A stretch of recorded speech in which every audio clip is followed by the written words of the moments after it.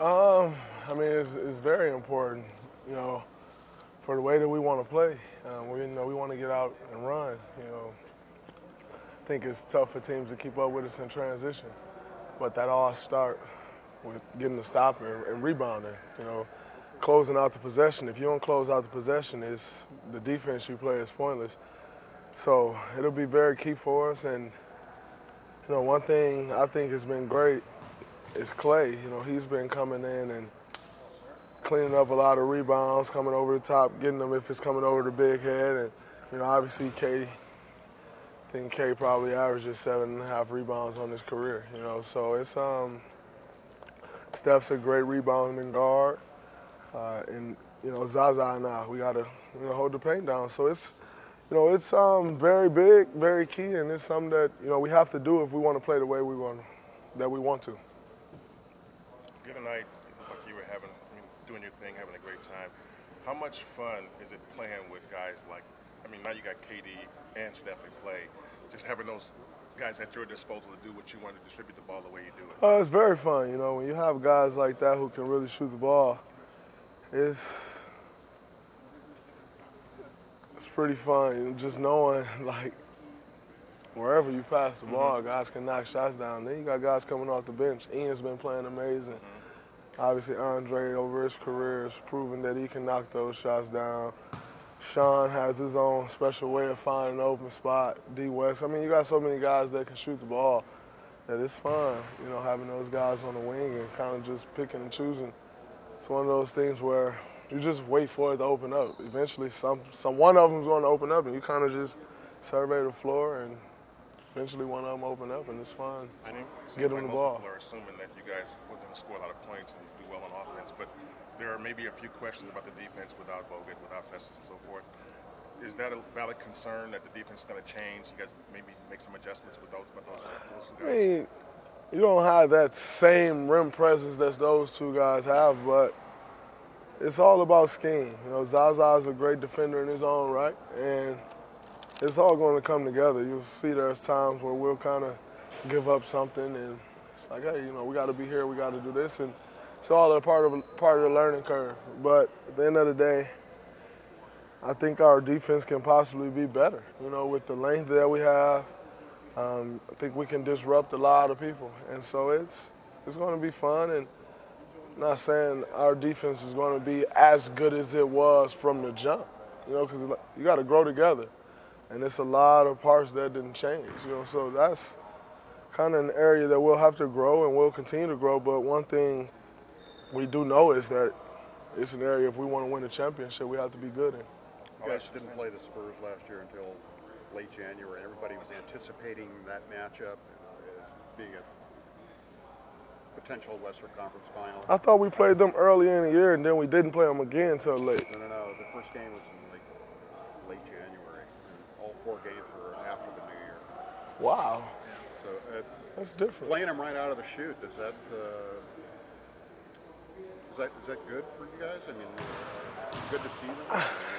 Obviously, when you start off against those guys, it's a test right away.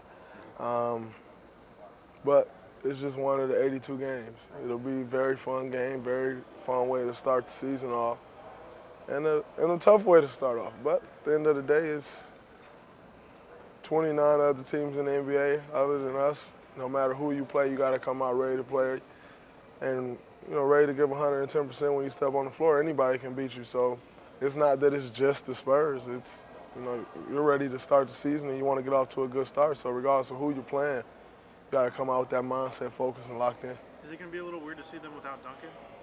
Yeah, definitely. That will be extremely weird. But as we all know, when we start this, one day it must come to an end, and you just give what you can give while you got the opportunity to. And if you can leave half the legacy behind that Tim Duncan left, you did a pretty good job. So he did what he had to do for the organization, for himself, his family, for the game of basketball. But it'll definitely be weird not seeing him over there. We were talking to Kavan over there. thinking about it, he played 20 years. And Kavan was like a baby when he started. Yeah, was Kevon Real born baby. when he started? Barely was there. Barely. So I mean, you talk Kobe and Tim. Right. I think I was like 6 or 7 when they started playing. It's been a long time coming for those guys. KG, they put a lot of time in, so it's different when you got guys like that leaving out the league. I don't think you've ever had a class retire with that amount of success. Leaving all in 1 year it's pretty amazing. Steve has talked about how he's going to look for pockets to rest the core guys throughout the year. How do you feel about that game plan going forward? Just gotta play. Play when you're out there giving 110%, and coach will figure all that stuff out. It's not really up to us to figure out. Every time we step on the floor, we're trying to get better. All that stuff will take care of itself whenever the time comes. But right now, trying to find a rhythm, trying to get the season started off the right way. Last couple of years, you guys kind of created this culture of a lot of fun. You guys joke and laugh and stuff. Obviously, Mo and LB, B. Rush, they were all a big part of that. New guys coming in, has that changed? Has it still been the same in terms of just, cracking on each other and so forth? Yeah, I mean, it's the exact same. Different people, but I think you kind of, when putting teams together, you kind of tout guys who fit together. And this group fits together really well. We enjoy each other. We have fun. We laugh. We joke. That's just kind of the environment that this is. But when it's time to play, it's business, or work is business as usual. You had a conversation that was about his all-star voting block. No. Nah, I thought about it, but I just let him live. He's always popular. His fan base. Take votes away from the rest of you. It'll be interesting to see how that goes this year. He take votes from everybody. It's cool though. Maybe he'll get in.